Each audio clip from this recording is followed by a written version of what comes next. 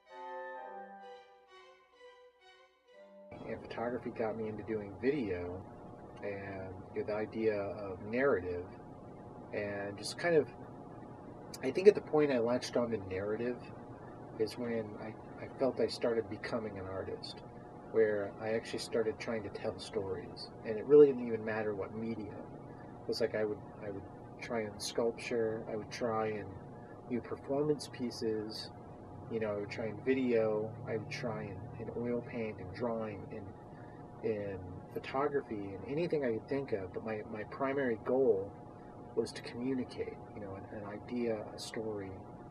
I ended up finding, I've been making t-shirts now for 8 years. It's a fantastic communications medium. It's a fantastic artistic medium.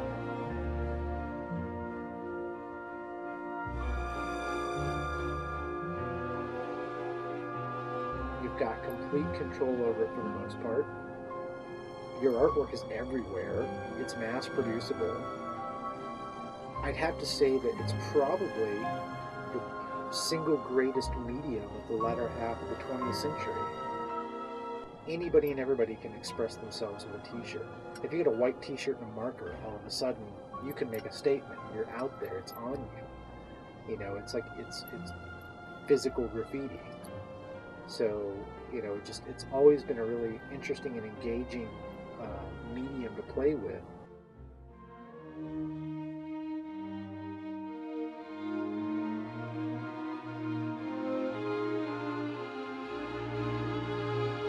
The Hippopotacorn shirt, pretty straightforward.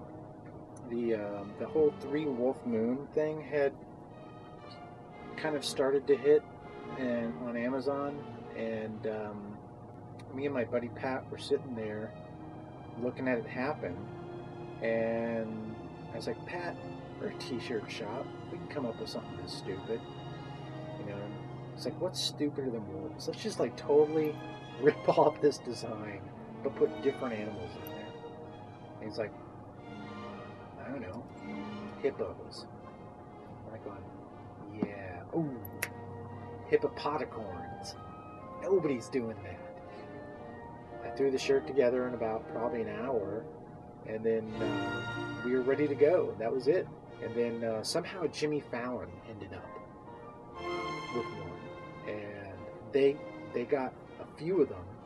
We wore one on the show, and from there it went nuts. Can't beat that with a stick. This has got to be the dumbest profession of any human being.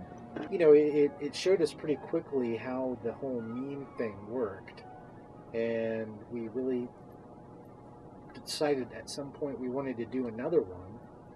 And since there was a lot of zombie stuff going on, I was like going, you know, we should do a zombie shirt.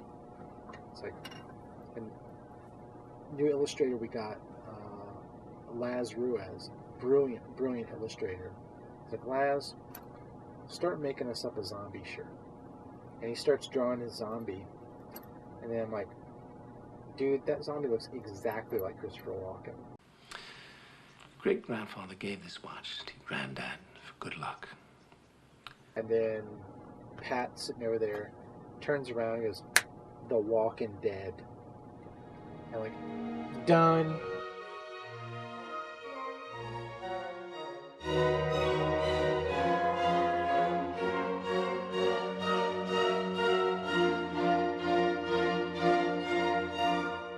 So we kind of quickly re-envisioned it as like an Iron Maiden t-shirt.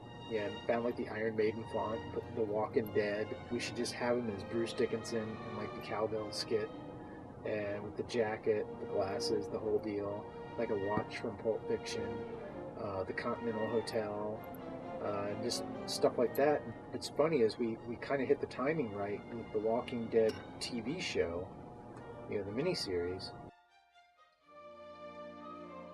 And the producers and director of the show ended up ordering a couple.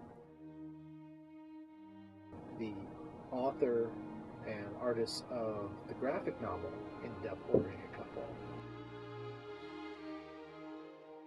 None of it ever makes any sense. You know, there's, again, no great strategy behind it.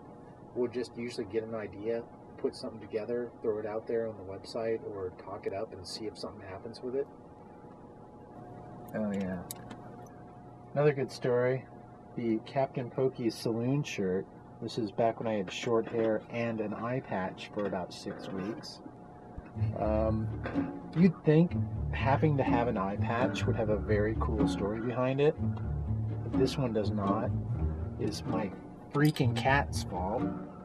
So I was like lying there asleep on my bed, and then like my cat pounces on me, and I'm like, ugh, I do one of these, and like rake my hand across my eye, and like a piece of cat litter or something was like on, you know, had gotten on me from my cat being on my head basically, and I scratched the cornea of my eye. Like, ended up having to have an eye patch for 6 weeks. It was funny. We got a t-shirt out of it.